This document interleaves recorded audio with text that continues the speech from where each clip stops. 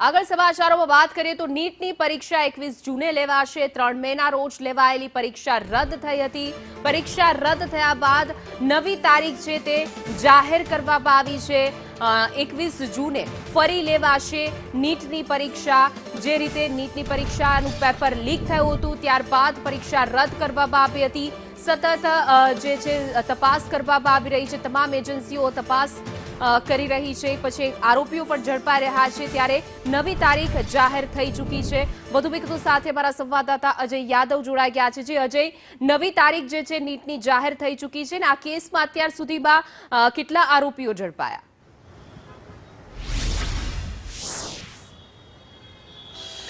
देखिए, नई तारीख निश्चित तौर पे घोषित हो चुकी है। सभी छात्रों को इसका इंतजार था। हालांकि छात्रों के मन में डर था कि चूंकि अभी अभी ये परीक्षा रद्द हुई है तो हो सकता है कि कुछ ही दिन बाद अगर इसको कराने का फैसला किया जाता है तो ऐसे में बच्चों को मानसिक तौर पे काफ़ी असर पड़ता। इसी को ध्यान में रखते हुए जो एनटीए है उसकी तरफ से जो नई तारीख का ऐलान किया गया है वो 21 जून का है। करीब 1 महीने से ज़्यादा का वक्त छात्रों को दिया गया है। लेकिन एनटीए ने पहले ही ये कंफर्म कर दिया है कि परीक्षा के लिए कोई नया फॉर्म बच्चों को नहीं भरना पड़ेगा और सेंटर भी नहीं बदला जाएगा। यानी जिस तरीके से पहले परीक्षा हुई थी उसी तरीके से परीक्षा होगी और उसी सेंटर पे होगी। तो ये कंफर्मेशन एनटीए की तरफ से पहले ही जारी कर दिया गया है। लेकिन ये परीक्षा कराने का फैसला, चूंकि जो धर्मेंद्र प्रधान जो शिक्षा मंत्री हैं गुजरात के दौरे पे गए थे और जब कल गुजरात के दौरे से लौटे तो देर रात एक बैठक बुलाई गई जिसमें एनडीए के डीजी थे और साथ ही साथ जो सीबीएसई है उसके अधिकारी मौजूद थे, कमिश्नर मौजूद थे। इसी तरह से नवोदय विद्यालय और तमाम सारे जो शिक्षा मंत्रालय से जुड़े हुए अधिकारी थे उन सब की बैठक धर्मेंद्र प्रधान के घर पे बुलाई गई थी और उसी में यह फैसला लिया गया कि परीक्षा को 7 से 10 दिन की बजाय 1 महीने का वक्त छात्रों को दिया जाना चाहिए।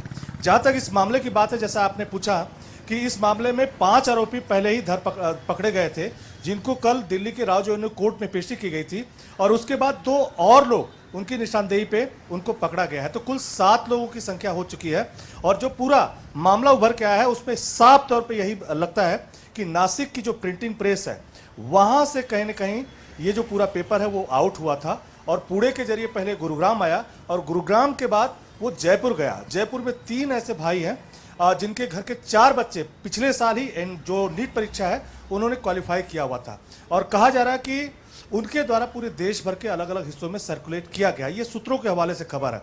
लेकिन जैसे जैसे जांच की प्रक्रिया आगे बढ़ेगी और भी लिंक आगे आते जाएंगे। तो पुणे से भी गिरफ्तारी हुई है और जयपुर से गिरफ्तारी हुई है। सीकर में तमाम सारे जगहों पे मामले की इंक्वायरी की जा रही है। जो कोचिंग संस्थान पे ये क्वेश्चन पेपर पहुंच चुका था उनसे भी पूछताछ की जा रही है। तमाम सारे एंगल से ये पूछताछ जारी है। लेकिन 7 लोगों की अभी अरेस्टिंग हो चुकी है। लेकिन इस बीच सबसे राहत वाली बात यही है कि एनटीए की तरफ से नीट परीक्षा का जो तारीखों का जो ऐलान है वो कर दिया गया है।